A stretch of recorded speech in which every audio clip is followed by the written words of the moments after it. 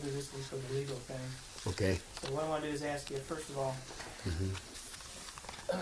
how you got involved with Charlie Fuqua? Right, Charlie Fuqua, yeah. Okay. Fuqua And myself. Because that's where we first started, see, Charlie Fuqua. okay. It's Jerry and Charlie. Oh, you guys started together? Yeah. Okay. Uh-huh. Okay, how did that happen? What year was that? Well, that was in 1930. Charlie Fuqua and myself, we were a team over a radio station in Indianapolis, WKBF. They had a Deke and Hoppy get along in there. What are they? Well, Deke and Hoppy Jones, Ivory Watson and Hoppy Jones were with the Riff Brothers. And they also were in the Coffee Pot Band, as you might remember that we talked about earlier. They played and danced. And they had an act called the Riff Brothers, which was composed of Mifflin Campbell, Deke Watson, Orville Jones, and Slim Green. Most people used to call him Slim Green. What a guy. What a guy. So then the four of you guys got together. And they disbanded in 1930, early part of 1933 in Cincinnati, WLW. And Charlie Fuqua and myself were touring with the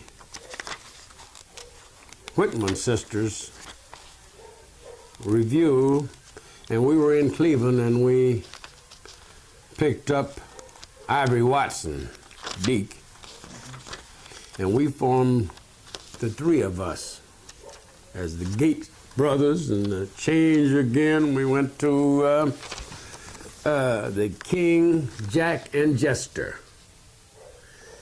We went back to Cincinnati and auditioned there, and we needed that bass in there, so we wired for Orville Jones in Indianapolis.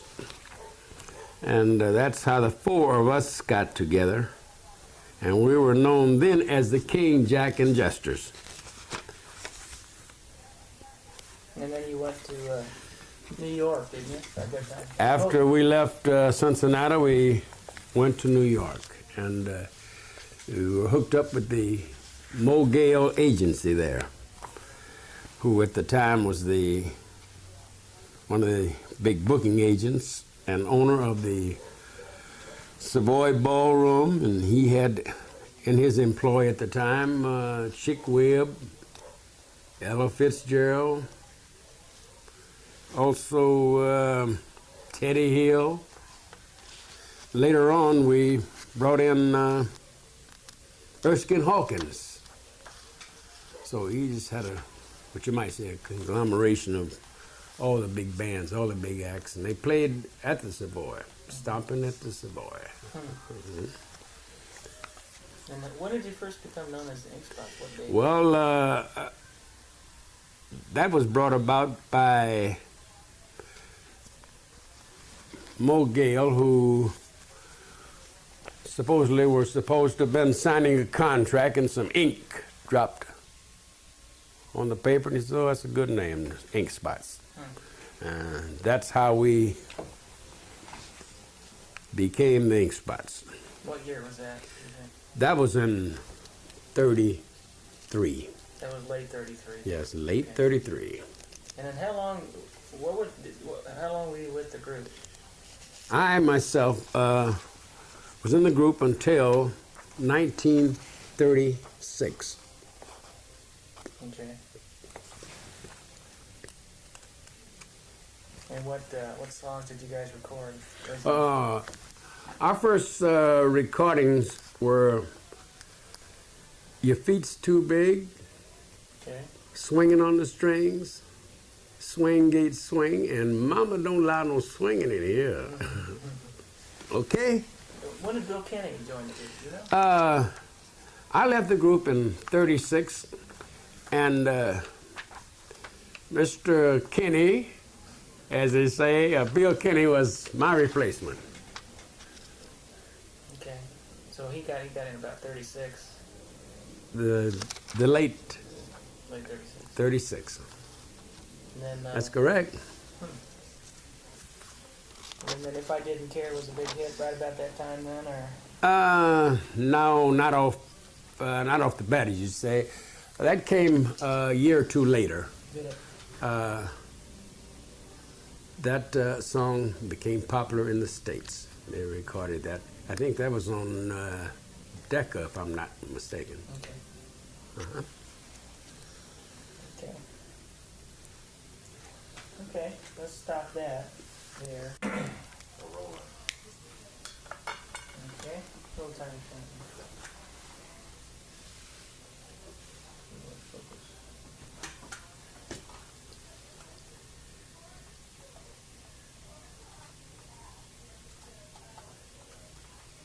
Okay, Mr. Jerry Daniels. Good evening. How you doing today? Fine, and you, sir? Doing fine, thanks.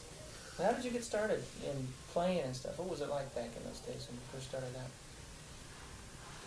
Oh, when I first started, it was the ukulele craze. I used to like Cliff Edwards, Jiminy Crickets, and there was a guy used to play all instruments. I'm trying to remember his name. Banjos, guitars, and everything. Was it Eddie? Oh, heck, Eddie. Anyway, he used to make all the shots, the movie shots back here. And he just intrigued me by playing. And then most people were playing It Ain't Gonna Rain No More. Mm-hmm. And my dad bought me a Sears Roebuck ukulele, little banjo out of the catalog. I think everybody had a Sears Roebuck catalog back there for whatever purpose. And I started playing then. I didn't even know how to tune the box up, so there was several girls around that knew how to tune my box for me so I can play, you know. And there was a particular fella that had quite an influence on me, too. There was a local fella around Indianapolis. His name was Willis Robinson. He used to sit on a bridge, which was about, maybe, I'll say about 100 yards from my house. Old Canal Bridge, you know. And at night, looked like when he sat on the bridge and strummed his ukulele, the music sounds so pretty running over the water. And he was different from playing It Ain't Gonna Rain No More. He had a very melodic sound, and I said, if I could ever play like that, oh boy. And that's how I started. And I said, well, man, what are you playing there? He said, you got to make a C like this, you know. And he'd cup his fingers, and I'd imitate him, and finally the sound just developed. There it was. How did you get hooked up now with, when did you start performing in groups like that? Was your first band the Riff Brothers, or was that the Percolator Puppies or something like that? Or? Percolator Puppies was a group of fellas that played coffee pots. How old were you when? Oh, I was about 16. And, you know, the larger the coffee pot that they would play in, the deeper the sound and more resonant it was. The smaller the coffee pot, well, that's like your soprano saxophone or your alto. The larger is your tenor, see? So they had a whole rhythm section. They sounded like McKinney's Cotton Pickers. If anybody don't know what I'm talking about, that's Don Redmond and his bunch back out there. See, the McKinney's Cotton Pickers. And could they swing? So let's get a little tighter shot.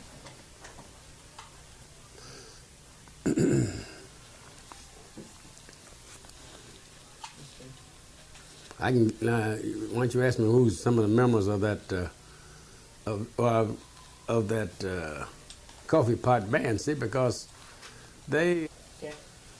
Well, let's talk about now. You started doing the Coffee Pot Band. Who were some of the members in that? Oh, the Coffee Pot Band? Oh, man, we had quite an organization there. There was Thornton Lamont. He played a beautiful 6-string guitar back here. Then there was Ernest Brown and his brother.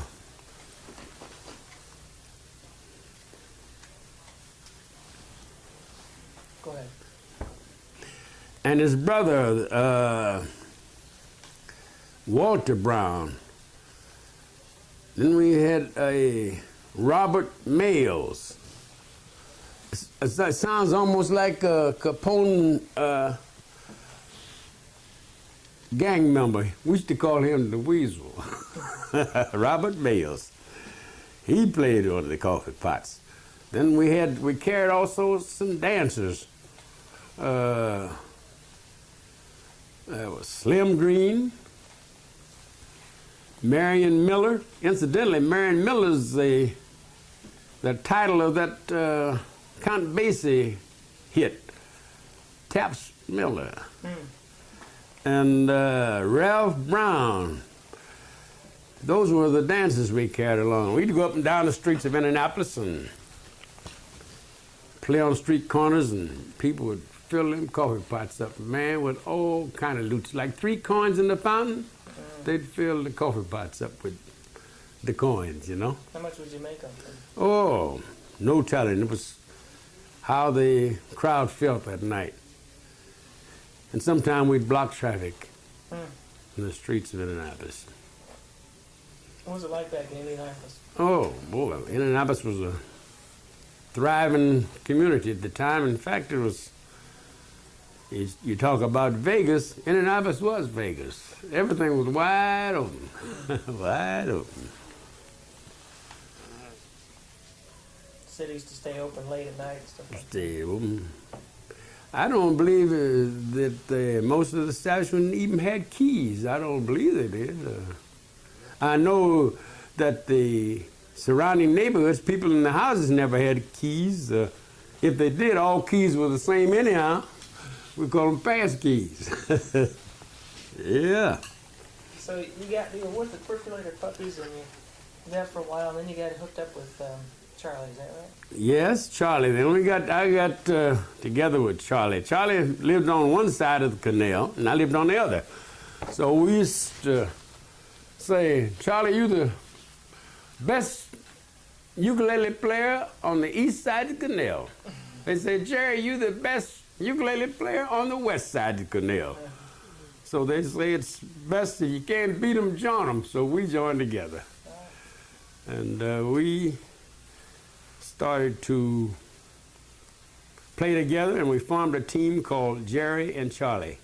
And we were one of the first pioneers around Indianapolis on the radio in 28, 29, and early 30s. And you went to Cleveland from there? Then,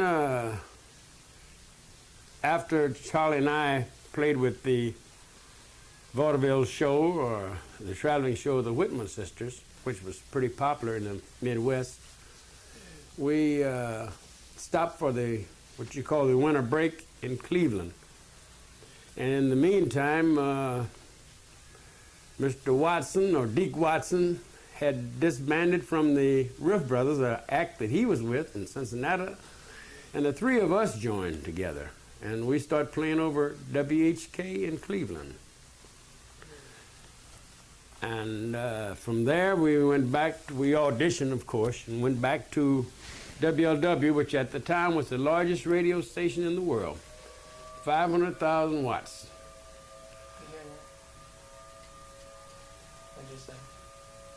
Very little, I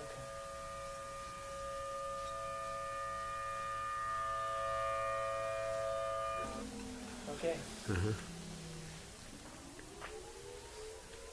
You forgot your train of thought there?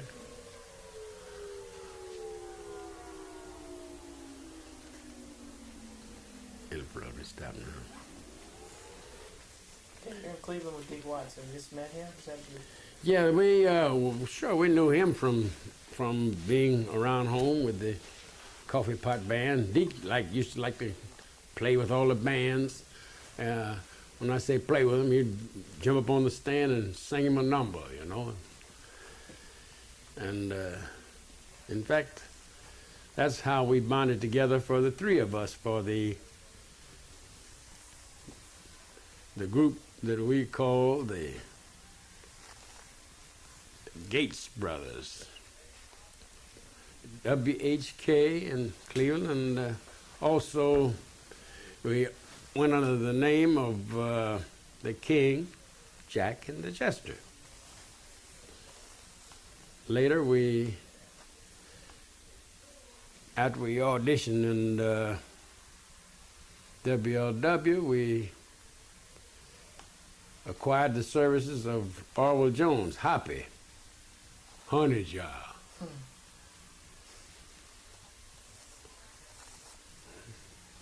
And then what happened after that? You went from Cleveland, you went on to Cincinnati. And Cincinnati, you went to... Cincinnati, then we left Cincinnati after we done a stint there for about 9 months, so we went to New York, where we auditioned with the Mo Gale Management Operation. And that's where we first became the Ink Spots, for the simple reason Paul Whiteman had a group called the King's Jesters, which later people knew as Bing Crosby and that bunch of guys, you know. So we auditioned there, and we were on a sustaining Red Network, which was WJZ there out of Radio City. And in the meantime, a band impresario from England, Jack Hilton, was looking for talent, and he selected us. And so we toured the Briny there with Jack Hilton. At least we went across. And we had in our entourage at that time Johnny Weissmuller, Margaret Churchill, George O'Brien, and Lupe Velez, and Joey Penner. You got to remember him because he used to have a program called Anybody Want to Buy a Duck? And what was the first thing you guys recorded when you got there to New York? First song? The first song we recorded in New York was Swinging on the Strings, Your Feet's Too Big, Swing Gate Swing, and Mama Don't Allow No Swinging in Here. In fact, Swinging on the Strings and Swing Gate Swing was one of my original creations at the time. Oh, was it really? Mm-hmm. So were those pretty good sellers? Did you sell a lot of records with them? Yeah, they drew at least national attention at the time. Mm-hmm. And so then what happened to you? What did you do after that? Well, after that, we maintained a spot on the Red Network, which was on a Monday, Wednesdays, and a Friday. We also played, like the Apollo Theater along with Chick Webb. See, the agency had in his employ a number of bands which were currently the top bands in New York at the time. I could go on to name like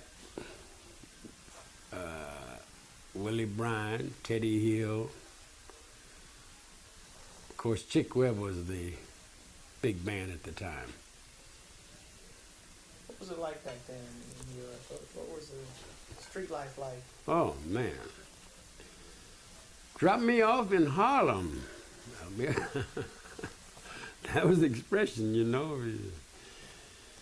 if you can make it there, you can make it anywhere, you know. So it's quite a show place. That was the mecca of all show business. Everybody wanted to. If you got to New York and could make it there, you didn't have to, you could go any place in the country and play. That was considered tops. And you guys made it there. Oh yeah, we made it. You're right. Have any humorous stories? I think you used to show me a picture of Ella Fitzgerald when she was about 16 or something. Stan, did you do something? Ella? Oh man, Ella Fitzgerald? She was signed by the Mo Gale Agency also.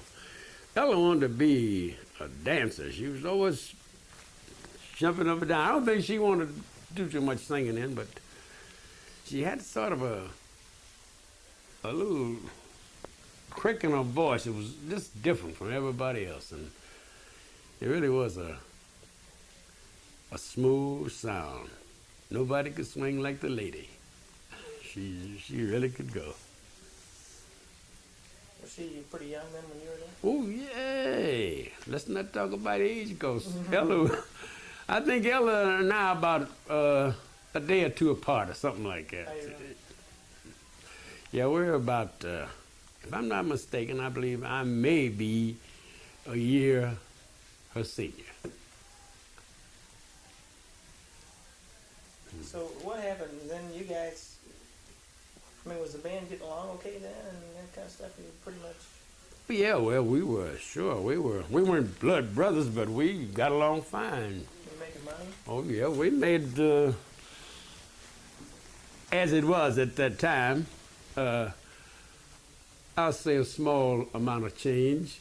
And so what happened in 33 you got there, and then I think for the 3 years that you're in the band, you recorded those songs, you played Yes. some movies, didn't you? We made a movie with, our first experience with the films was with Translux. Back in those days, they called them shorts. And it was entitled, What a Business. It was the up-and-coming new stars. And they also introduced new songs like one in particular that I remember was Two Cigarettes in the Dark. And the young starlets at the time, I just can't recall. It's over the span of a few years, say, huh? So you got a pretty good living, and you got to have a lot of little fun out there in New York. And Yeah, we had at least we survived anyhow. You must remember during the 30s, and that was the period of in between what they call the Great Depression. So we averaged, I'll say, a living anyhow, huh? Okay. And then what happened? You left the band in 36. How come that happened? What happened? Well, it was just a little financial dispute, I guess, between myself and the management, which I made my exit, and perhaps, I won't say that might have saved my life, perhaps, I guess, because it was a pretty fast track, you know, living a pretty fast life, and lucky that I sustained and able to talk to you today, see? Okay? Okay. So then Bill Kenny took your place. Yes, he did. Did you still keep in touch with those guys? Oh, yeah, they would come through, and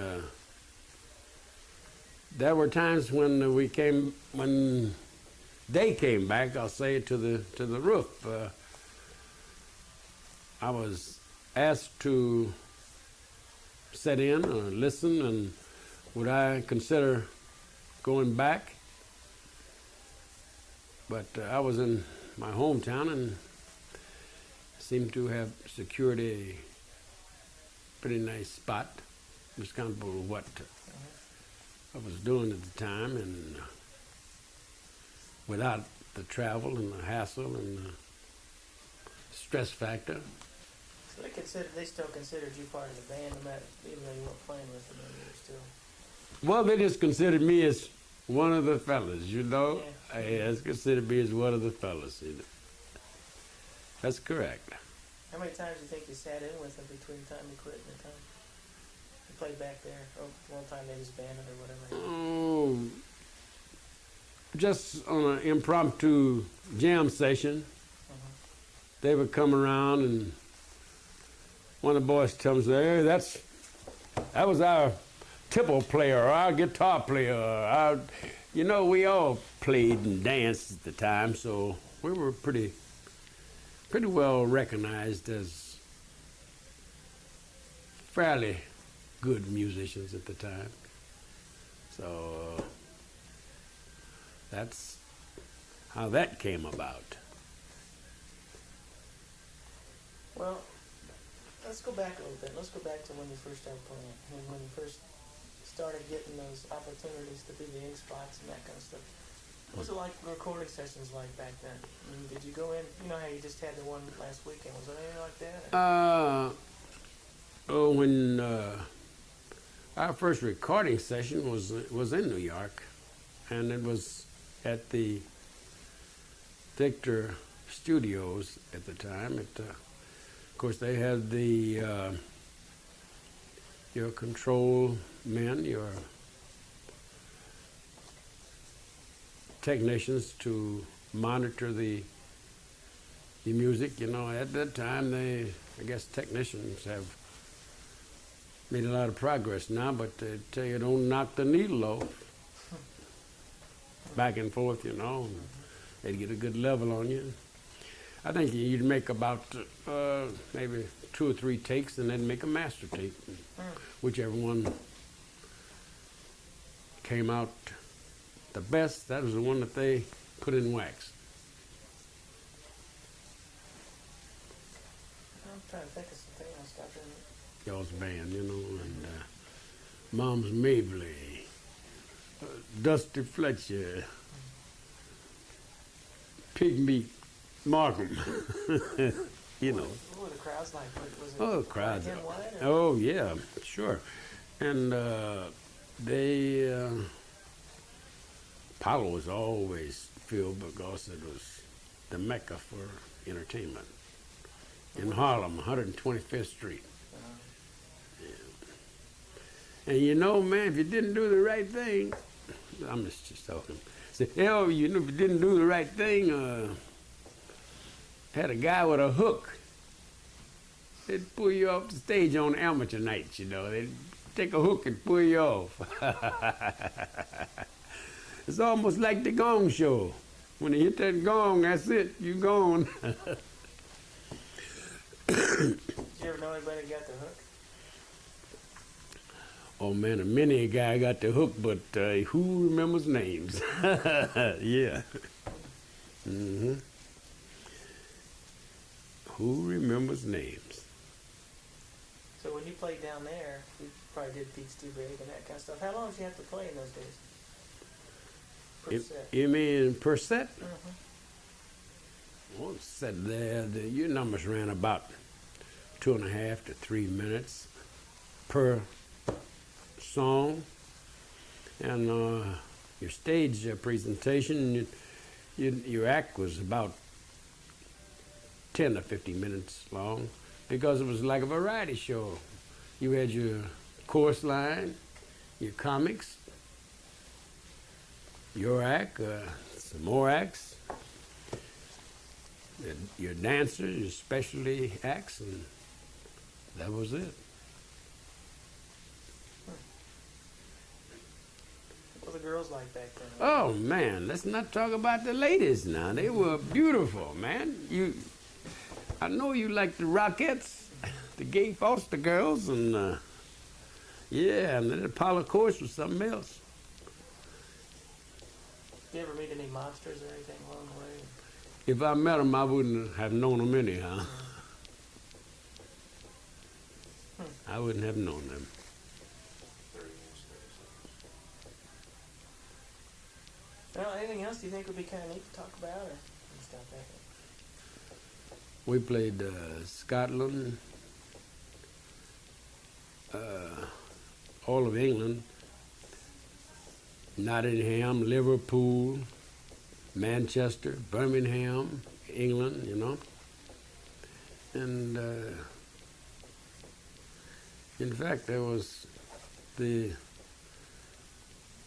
we probably played the Beatles' hometown before they was even born. So maybe for their mamas and papas, huh? So that's the way that goes. And we played the Palladium in London. Had a chance to see Princess Street, walk up and down Princess Street, the West End of London, which was quite a section of town. Charing Cross, and don't forget about the fish and chips. That's one of the main staples over there. So that's it. Did you have a lot of good success with your records over there? You can buy them? And the records, we were mostly on BBC there at the time. We didn't cut any records in England at the time, but we were playing along with. We did some stage shows with Coleman Hawkins, and that was the greatest saxophone player of his day at the time. Coleman Hawkins, body and soul. What you say? Did you take a ship over there, cruise ship